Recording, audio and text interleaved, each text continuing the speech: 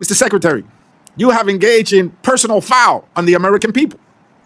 These cuts are severe, and they're going to exacerbate the homeless crisis. They're going to further throw into crisis the affordable housing emergency, and the rent is going to continue to be too damn high. You're cutting 51% of the budget. Housing is an expensive endeavor. It's no longer a cheap endeavor anywhere in America, anywhere in the world. It's a deep pocket issue, and people are sleeping on the street. What sounded at first like a straightforward budget hearing quickly became one of the most forceful indictments of federal housing policy we have heard this year. If you are new here, subscribe now because we break down what these hearings actually mean for people struggling to keep a roof over their heads. Gentleman's time has expired. The gentleman from New York, Mr. Espaillat, is recognized for 5 minutes.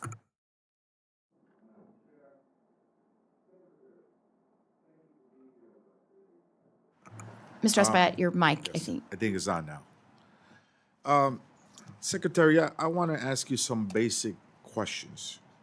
Do you consider that there is a homelessness crisis in America? Yes, sir. Do you think that there is a housing affordability emergency in America? I do.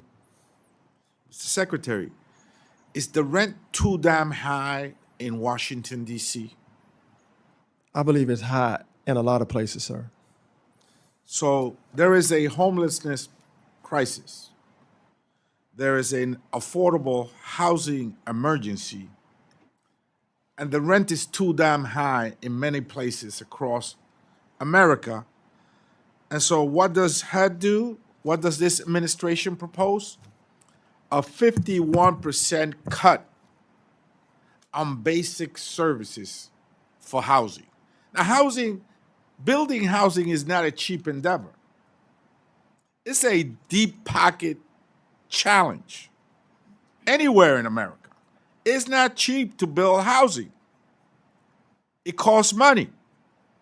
And so you're cutting 51% of the budget while you recognize that there is a homelessness crisis, there's an affordable housing emergency, and the rent is too damn high in America. Now, I represent the district that has probably the biggest concentration of NYCHA apartments. That's the New York City Housing Authority apartments in the city. Now, there's 570,000 people live in the city of New York under NYCHA. Now, you were born in Richardson, Texas. That town has 119,000 people. So NYCHA is 5 times the size of the city that you were born in. And they have a $78 billion deficit, a deep hole for capital needs, boilers, roof work, pointing work, faulty elevators, flooding, mold in the apartments, lead paint in the apartment. These are the conditions in NYCHA, a $78 billion hole for capital needs, and you're cutting the budget 51%. Now, I know that you're familiar. Sir, can I add something? I'll ask you a question in a cool. minute. Thank you. I know that you're familiar with some football terms. You said so in your testimony. So I'm going to just highlight some of the cuts. $27.2 billion, a 40% cut to rental and homeless assistance program. To me, that sounds like roughing the passer. A $2.2 billion, or 71% cut to housing construction, supply, and preservation. That sounds to me like past interference. A $3.4 billion, or 100% cut to economic development programs. To me, that sounds very much like a delay of gain. A $254 million, or 100% cut to self-sufficiency and pathways to home ownership programs. That seems that is a false start. Mr. Secretary, you have engaged in personal foul on the American people. These cuts are severe, and they're going to exacerbate the homeless crisis. They're going to further throw into crisis the affordable housing emergency, and the rent is going to continue to be too damn high. You're cutting 51% of the budget. Housing is an expensive endeavor. It's no longer a cheap endeavor anywhere in America, anywhere in the world.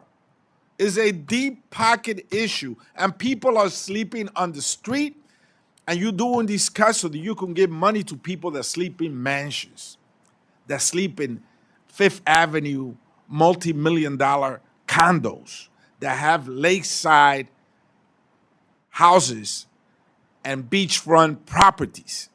That's what you're doing. You're not doing God's work. That's not God's work. 51% cut. That's devastating. That's a personal foul, Mr. Chairman, Madam Chair, and I yield back. I reclaim my time. The referee may have to call a timeout moving forward. Ma'am, can I answer? Can I answer this? The gentleman has yielded his time. Congressman Adriano Espaillat of New York opened with questions that most Americans would answer the same way. Is there a homelessness crisis in the United States? Yes. Is there a housing affordability emergency? Yes. And is rent too high in Washington, D.C. and across the country? Again, yes. Even Housing and Urban Development Secretary Scott Turner agreed on all 3 points. That agreement is important because what followed was the central contradiction of this hearing. Despite acknowledging a nationwide housing emergency, the administration's budget proposal cuts HUD's basic housing services by roughly 51%. Subscribe if you want clear explanations of how policy decisions collide with real-world realities. Espaillat then explained why those numbers are not abstract. Housing is expensive to build everywhere in America. Construction costs, labor, land, materials, and maintenance all require deep and sustained investment. Cutting housing funding in half does not magically make housing cheaper. It simply means fewer units are built, fewer repairs are made, and fewer people receive help. To drive the point home, Espaillat pointed to his own district in New York City, home to the New York City Housing Authority, often called NYCH. More than 570,000 people live in NYCH housing. That is nearly 5 times the population of Richardson, Texas, the city where Secretary Turner was born. NYCH alone faces an estimated $78 billion backlog in capital needs, including broken boilers, leaking roofs, mold, lead paint, flooding, and failing elevators. These are not cosmetic problems. They are health hazards, they are safety risks, and they affect hundreds of thousands of families, seniors, and children every single day. If you care about how policy decisions impact real communities, subscribe so you do not miss this coverage. Espaillat then walked through specific cuts in the proposed budget, translating dry line items into plain language. A more than 40% reduction to rental assistance and homeless programs, a more than 70% cut to housing construction, supply, and preservation, a complete elimination of economic development programs, and a full cut to self-sufficiency and pathways to home ownership programs. To Espaillat, these were not just budget choices, they were penalties against people already struggling. He argued that cutting housing support while acknowledging a housing emergency only worsens homelessness, drives rents higher, and deepens inequality. His most pointed accusation was that the cuts shift resources away from people sleeping in shelters or on sidewalks, while protecting tax benefits and financial advantages for those who already live in luxury. Whether one agrees with that framing or not, it reflects a growing frustration in cities across the country where housing costs have outpaced wages for years. Subscribe if you want reporting that connects numbers on a page to lives on the street. This exchange also revealed something broader about the national housing debate.